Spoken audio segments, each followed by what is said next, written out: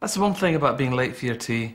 It's either cold, it's been burnt to a crisp in the oven, or it's been nuked to within an inch of its life in a microwave. There is, however, a fourth option, and it was an almost forgotten, once legendary piece of kitchen gadgetry that was said to revolutionise every housewife's life. Yes, ladies and gentlemen, I give you the Hostess Trolley.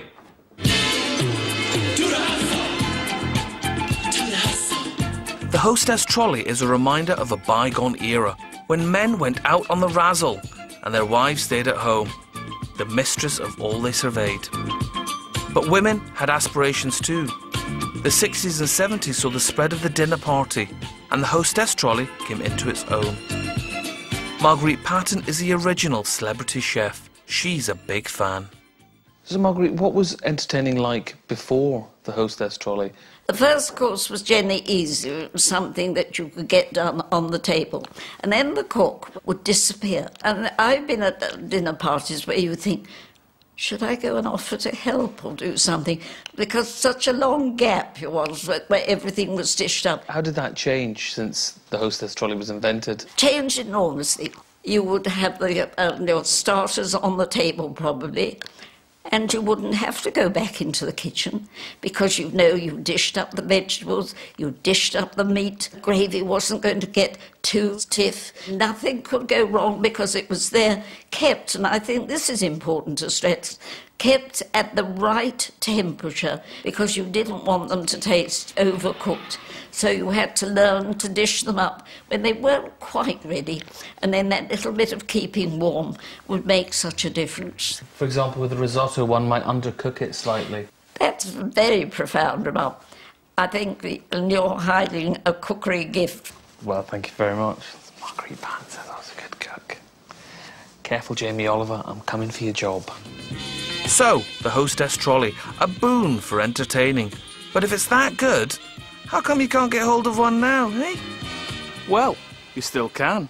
And where is the heartland of the Hostess Trolley? Where is its home? Is it India? Is it the Far East? Is it America? No. It's deepest, darkest West Yorkshire. Yes. This factory in Halifax seems like an endangered species. I know, a British factory churning out thousands of different appliances every week for export all over the world. And amidst these robots, there's something reassuringly low-tech and traditional about the Hostess Trolley production. Suzanne Bothersall is a very important lady. Yes, she's a sales director. I mean, it was a revolution in the 70s, the Hostess Trolley. Then it seemed to disappear. What happened in the 90s? Well, we bought the Hostess brand in 1995, and we've put quite a lot of money and effort into bringing it back to life since then. And sales have increased from about the 3,000 we took on all that time ago, you know, now to 20,000, and it's a growing market. All those years ago when I was playing with my mum's Hostess Trolley, little did I realise this is where it was being built. It's surprisingly low-tech. We still build them in the traditional way. The actual assembly of the product is very manual, and we keep it that way because that's the best way to build the product. I have very warm memories about Hostess Trolley, as do a lot of people, but those that have them are still quite evangelical about them. You're right, they are. We have got a worldwide fan club, and people can't get enough of them, and they recommend them to friends. So it really has got quite an aura about it. Time to make sure that one lucky hostess with the mostess somewhere in the world gets her trolley in time. Let me take over from here. That's Mandy. I'm going to finish this baby off.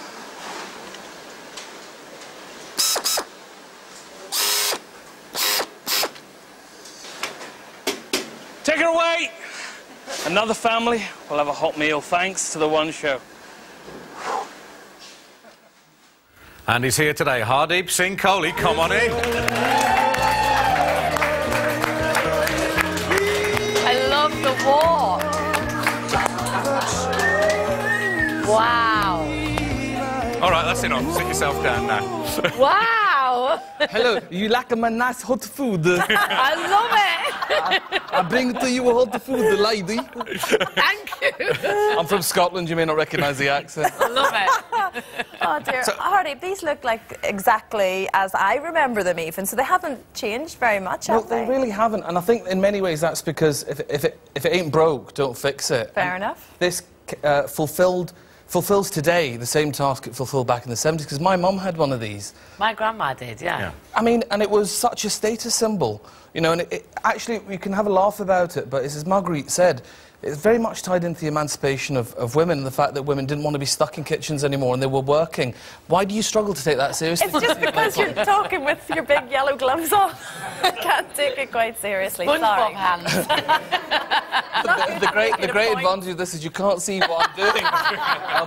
And so I think from that point of view, it's really interesting in terms of kind of sexual revolution, but practically, it did keep food warm, and it was particularly good for chicken, drying it out and having it the way we Brits love it, bone dry with gravy. Did your gran use hers, or was it just kind of ornamental? I can remember, yes, she did.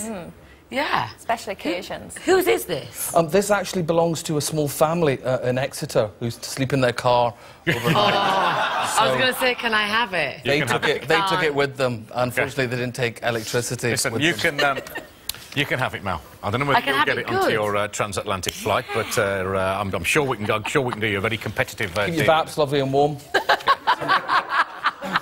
We want to... You're naughty, aren't you? Look, I've got some salmon en croûte there. Salmon on While they're fruit. looking at their chicken there, we want to try and get pictures from you. Household items, I suppose, from yesteryear, just like this, that you just couldn't do without. Yeah, like the kind of things like hostess trolleys, like cocktail cabinets. Nobody has them anymore, do they? yeah. Cocktail cabinets. Remember the electric carving knife? Yes. No one uses them Yeah, anymore. they do. My mum and yes, they dad do. uses it. Oh. My mum and dad still use it. Cigarette boxes Not bad. and big tabletop lighters. Yes. Coffee table, those things. Send us your pictures anyway.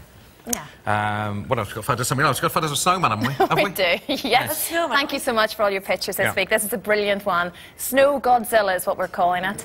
That's from Emma Taylor and Catherine Hindle. They Isn't really that did fabulous? take the whole week off work to do that. They did, yeah. Mel, lovely to meet you. Thanks very much. Thank you very much, Harding. Next week, who we got? We've got Jeremy Paxman, Amanda Holden. Linda Plant and Tina Hobley. Do enjoy your weekend. Have a great one. Bye. Bye.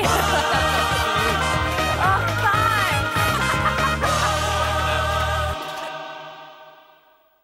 Cricketer Mark Butcher and football manager Neil Warnock take sides for a question of sport. Next on BBC One. New comedy on BBC One. Sorry about the orange marks around some of the keys. Not all the bolognese came off when I ran under the tap. This reminds me of that video with Lionel Richie. Me too, I can feel the moustache. Do you know what they do to people like me in prison? Don't